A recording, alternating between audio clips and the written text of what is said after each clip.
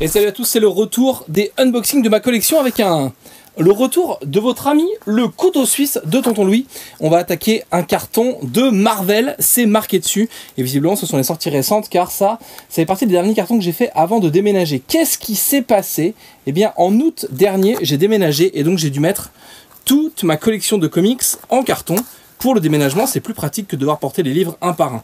Ces cartons, on les ouvre ensemble et ça nous permet de faire à la fois une émission de unboxing et une émission d'inventaire de ma collection de comics. Mais c'est pas tout. Ces comics, j'essaie de vous en parler et quand j'ai des choses à vous raconter dessus, eh bien je vous en parle. Une fois encore, ce carton est ouvert à l'envers. Ça, c'est formidable. On est dans les intégrales de Panini, les intégrales annuelles qui permettent de revenir sur l'histoire de titres importants et de personnages tout à fait importants. On va commencer par les verts qui sont retournés. Vous n'aurez pas de surprise, il s'agit des intégrales annuelles de Hulk. On a l'année 1987-1988, mais également l'année 1988, la deuxième partie.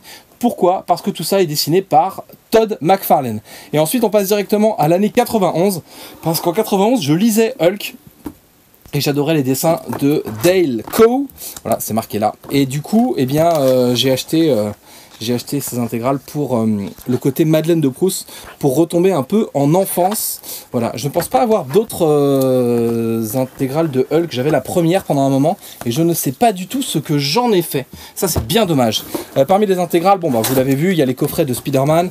Il y a le 1962 parce que c'est la première année de Spider-Man. Il y a le 74 et le 75 pour avoir les premières apparitions du Punisher et pour avoir la première partie de la saga du clone, celle qui se passait évidemment il y a longtemps. J'ai évidemment l'intégrale X-Men de 81. Pourquoi? Parce que c'est là-dedans qu'on retrouve Day of Future Past. J'ai acheté ça au moment de la sortie du film pour me refaire l'histoire. J'étais pas certain de l'avoir lu. Et puis dans les intégrales qui nous restent, on va évidemment avoir du Wolverine, mais aussi du Daredevil avec les épisodes de 1983, de 1982 et de 1981. Pourquoi? Parce que bah, c'est les épisodes de Frank Miller sur Daredevil. Et puis bien sûr les premiers Daredevil de 1964 parce que c'est le lancement de Daredevil et parce que c'est du Wallywood. Alors Wallywood, moi c'est un dessinateur que j'ai appris à connaître avec des choses un peu érotiques et coquines qui s'appellent Force Sally, qui sont des BD plutôt destiné aux militaires américains, et c'est le genre de BD qui remonte un peu le moral des troupes, et donc c'est les aventures d'une jeune et espiègle soldate avec des extraterrestres et qui se retrouve toute nue tout le temps. C'est très très rigolo quand t'es toute nue tout le temps.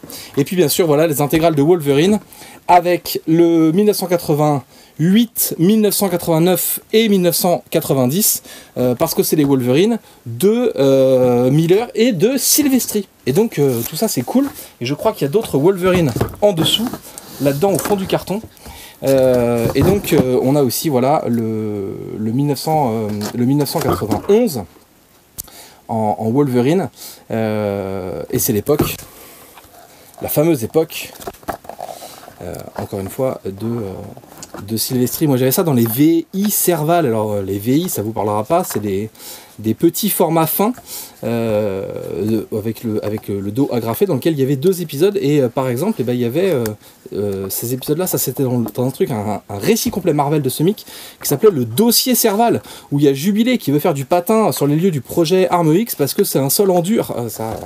C'était hyper cool quand j'étais petit. Et puis qu'est-ce qu'on a au fond? Eh ben on a la fin. On a déjà vu normalement ces bouquins au début de cette série de unboxing de ma collection. On a la fin de la collection Hachette, la collection de référence concernant Marvel, l'autoproclamée collection de référence. Donc c'est la collection Hachette, tac, à couverture noire, qui reprend du coup les grands événements de Marvel Comics, qui permet, quand on les assemble dans le bon ordre, d'avoir une très jolie frise, puisque les dos en fait reprennent une frise de je ne sais putain comment il s'appelle, le trou horrible, ce dessinateur italien qu'on aime tant. Ça va pas en revenir, super. Voilà. Et bref, quand tu assembles les dos de tes BD, ça fait joli. Putain, mais Gabriele Dell'Otto. Voilà.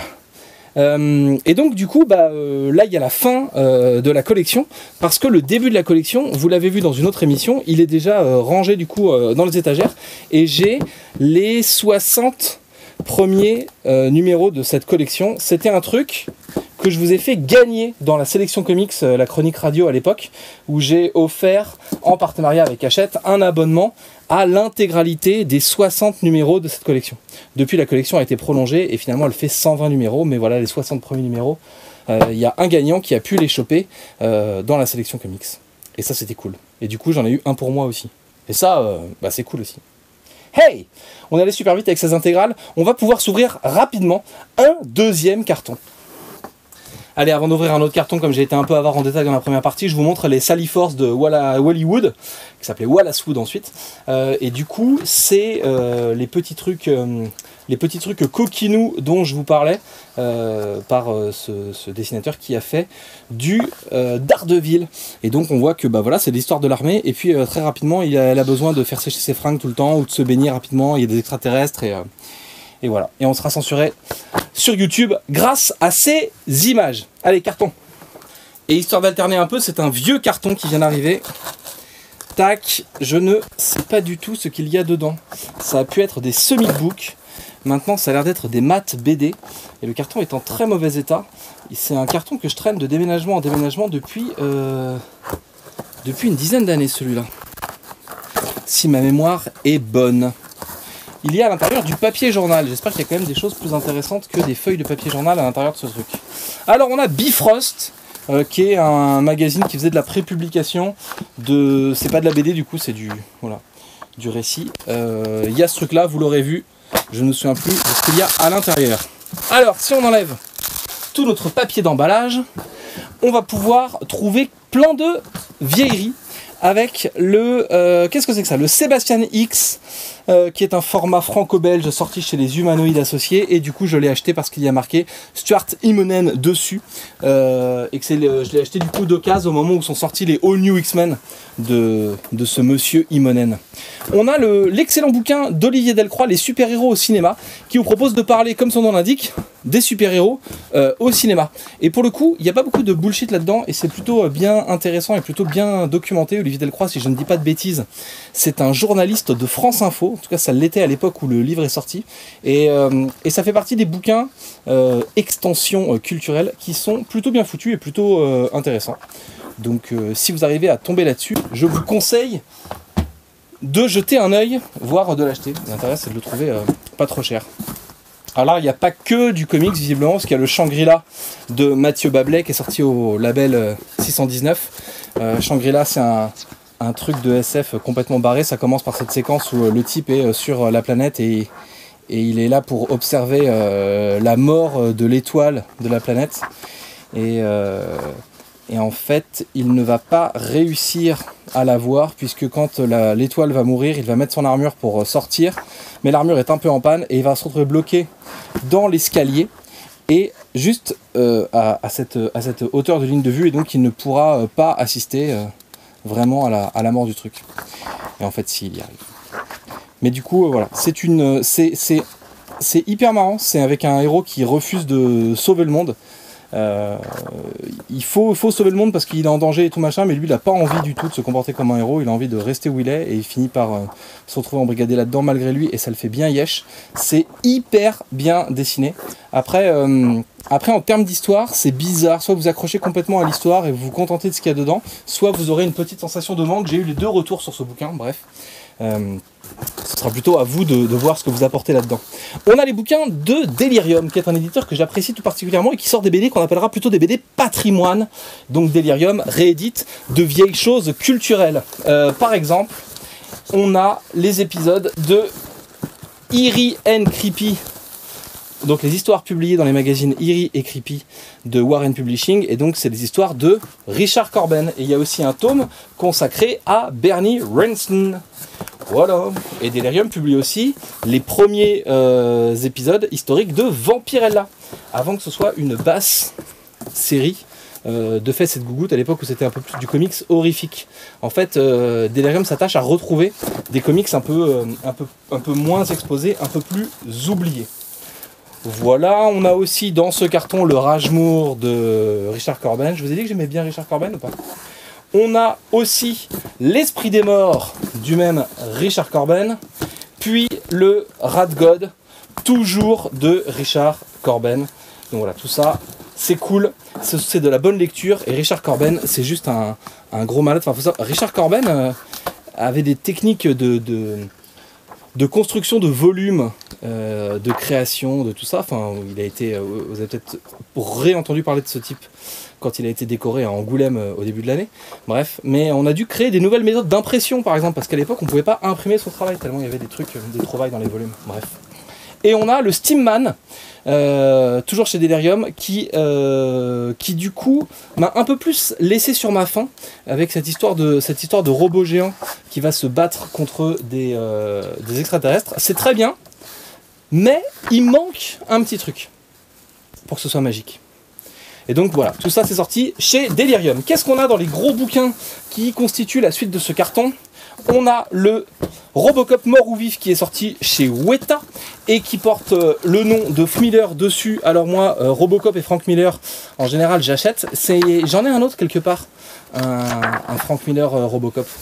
Et donc c'est cool. Et puis après on a les éditions Black and White de Urban Comics avec le Superman Unchained édition Black and White. Donc c'est des éditions un tout petit peu plus grandes que ce que fait Urban d'habitude et dans lequel ce sont les illustrations en noir et blanc. Donc il y a le Superman Unchained pour les dessins de Jim Lee principalement. Il y a la Cour des Hiboux en intégralité. Donc dans celui-là il y a la Cour des Hiboux et la Nuit des Hiboux dans un format un peu plus grand que le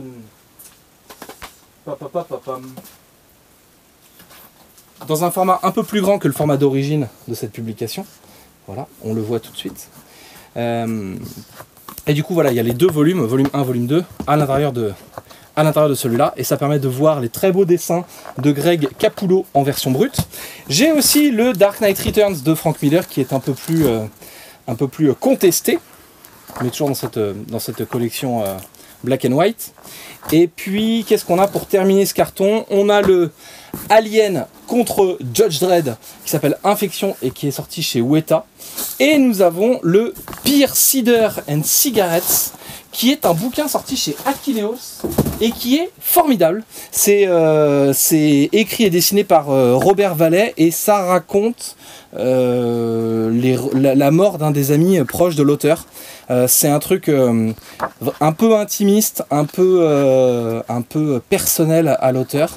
Et donc il accompagne un ami, alors je sais plus de quoi il meurt, son pote, mais d'une maladie en fait. Et il est complètement ravagé par ça. Et c'est hyper beau, c'est hyper bien. Et Robert Vallet a fait un autre, dans le même esprit graphique, il a fait un court-métrage sur Wonder Woman, pareil, qui est hyper bien et que je vous conseille de trouver sur YouTube. Vous tapez Wonder Woman, Robert comme Robert et Vallet comme la Silicon Valley, et vous devriez trouver ça. Beer Cider and Cigarettes, c'est sorti chez Achilleos. Voilà. Papotons depuis assez longtemps. Oui, nous papotons depuis assez longtemps.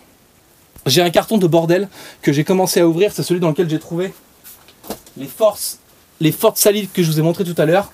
On va regarder en speed ce qu'il y a à l'intérieur parce qu'il y a plein de conneries. Et je pense qu'on est là pour ça. On va pas faire que des BD, on va aussi faire des petites conneries dans ce carton. Alors qu'est-ce qu'on a là-dedans? Je vous le mets sur le côté pour qu'on puisse... Et on va speeder parce que je n'ai pas besoin de vous présenter Watchmen. Donc c'est l'édition de Delcourt en fait, l'édition de l'époque de Watchmen. On a aussi Fille perdue qui est une histoire érotico-pornographique de Alan Moore et qui met en scène, je vais plus les avoir, Alice du Pays des Merveilles et deux autres princesses dont je vais me tromper dans les princesses. Je crois que c'est, enfin je sais plus, bref. Il y a la fille du Kansas, il y a Wendy du Kansas et puis je ne sais plus, bref. Et qui sont dans un hôtel et qui s'ennuient et donc qui se tripotent mutuellement. Donc on apprend que les princesses de notre enfance sont homosexuelles. On a Les Petites Cervelles qui est une histoire d'enfants zombies sortie chez les Humano. On a Paulina de Bastien Vivès, l'excellent auteur de non moins excellent Last Man. On a un truc des Tortues Ninja qui est hyper bien, qui est sorti chez Comics USA et dans lequel en fait les Tortues Ninja vont se retrouver face à une créature mutante qui là est une sangsue. Et ça, c'est hyper bien, mais à mon avis, ça va être un peu compliqué à trouver si vous vous mettez à le chercher aujourd'hui. Qu'est-ce qu'on a là-dedans? Bon, bah, on a des silverbags, hein, évidemment, l'outil de tout bon collectionneur. On a, dans la collection Prestige de Panini à l'époque, qui s'appelait Marvel France, on a le dernier des Titans, donc qui raconte la fin de Hulk, et comment Hulk est le dernier personnage vivant sur Terre, et pourquoi il n'arrive pas à mourir, et pourquoi il essaye de ne pas devenir le maestro qu'on a vu dans la saga Futur Imparfait de Georges Pérez notamment. Et ça, pareil, c'est assez rigolo et intéressant. Et puis après, on a des albums chez Édition USA, adaptation du dessin animé Superman qui passait sur France 3 à l'époque. Il y a le petit logo de France 3, et puis Bucky Aware, qui est une histoire dans l'espace avec des animaux qui se bagarrent. Il y avait un dessin animé à l'époque ça devait passer sur M6 ou un truc comme ça. C'est très années 80, et ça, j'ai dû le trouver. Alors ça, j'ai dû l'acheter de mémoire en 2002, genre à 1 € sur Cdiscount quand ils soldaient des vieux stocks, et j'étais hyper content d'être tombé là-dessus, mais ça n'a pour vous pas vraiment de valeur. Après, qu'est-ce qu'on a? On a des petites figurines. Il y a des petites figurines de Spawn. J'étais assez dingo des McFarlane Toys, et j'en ai parmi les premiers McFarlane Toys, du coup, notamment celui-là. Alors ça, c'est les premiers Frankenstein sortis chez McFarlane Toys. Ça n'a donc rien à voir avec les Frankenstein et les tailles de figurines sorties plus tard. Mais voilà, ça c'est le... Ah zut, je vais pas réussir à le sortir de son sachet. Le premier, voilà, Frankenstein de McFarlane Toys, avant qu'il fasse sa série sur les monstres. Eh ouais, t'avais jamais vu ce truc-là. Dis-moi la vérité. Ça, c'est mon Spider-Man de quand j'étais petit, qui était tout pété, et donc j'ai dû recoller parce que le corps se défaisait. Du coup, les jambes ne bougent plus. Il a été recollé, il n'y a plus que ce bras-là qui bouge, même la tête, et on voit que la tête, je l'ai un peu mangée quand j'étais petit. Parce que je rongeais mes ongles, et donc je rongeais la tête de mon Spider-Man. Cherche pas, il n'y a rien à comprendre. J'ai le collier tour de cou du film Spider-Man de Sam Raimi de quand il est sorti, et puis des petites poupées en laine que j'ai achetées sur des stands pourris au Printemps de Bourges, ou qu'on m'a offert au Printemps de Bourges. Voilà, j'ai un réveil Spider-Man, parce qu'il faut toujours se Spider réveiller quand on a bien Spider dormi. J'ai un Funky Beer Spider-Man en porte-clés. Je sais même pas d'où ça vient, ça sert pour ainsi dire à rien. Là, il y a une figurine Eagle Moss de Wolverine. Il faut savoir que je les ai achetées sur eBay, ces figurines-là. Et elles sont arrivées pétées, donc j'ai pu refaire de la peinture dessus. C'est pour ça que mon Wolverine de chez Eagle Moss, il a du sang sur ses griffes. Je ne sais pas si on le verra très bien à l'écran, mais en tout cas, j'ai pu repeindre ses griffes. En fait, les figurines Eagle Moss, il y en a beaucoup que j'ai repeintes comme ça. J'ai un Punisher qui est un peu plus badass que le vrai Punisher pour le coup. Qu'est-ce qu'on a? On a le bonbon pèse de Spider-Man avec ses bonbons à l'intérieur. Le bonbon pèse de Amazing Spider-Man d'ailleurs. Je pense qu'il ne faut pas manger les bonbons, hein. C'est un coup à mourir empoisonné maintenant, vu le délai de péremption. Bon bah là il y a des bonbons pèse à la con, il y a des monsieur madame et des trucs. Il y a un porte-clés de Hit Girl qui a été publié à l'occasion de la sortie de Kick-Ass 2. Il y a le porte-clés qui parle de Kick-Ass. Ouais, c'est Kick-Ass. If anyone out there needs help, I'll be fighting crime 25/8. Then shut the hell up and take your weapon. Et ça, c'est mon boss qui me l'a ramené quand il est allé à New York, et il m'a aussi ramené celui-là.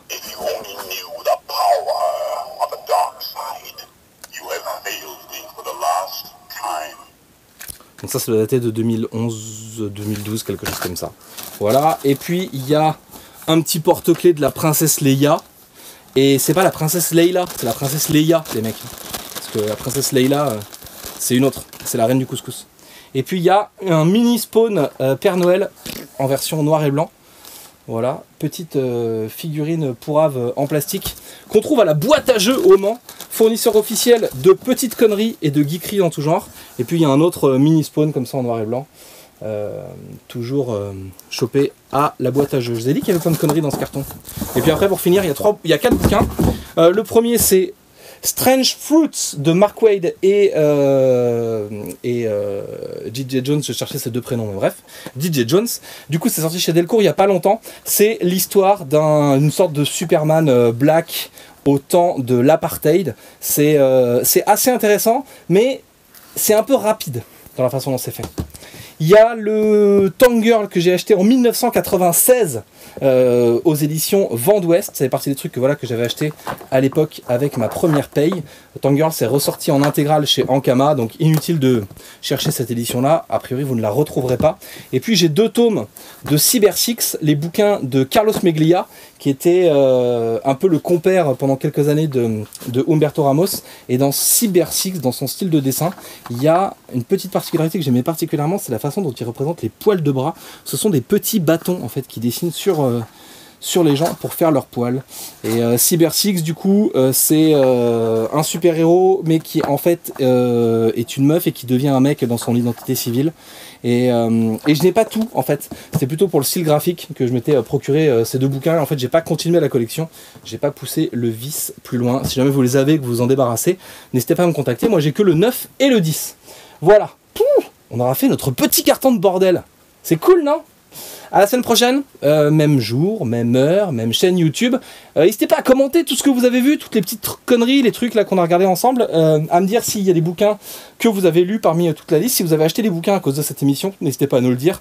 Et puis partagez l'émission, essayez de parler du truc un peu autour de vous, parce que c'est grâce à vous qu'on arrive à se faire voir et pas aux algorithmes des réseaux sociaux. Sur ce, je m'appelle Matt et donc je vous donne rendez-vous, même jour, même heure, même chaîne YouTube, la semaine prochaine, pour le 24e épisode des unboxings de ma collection de comics.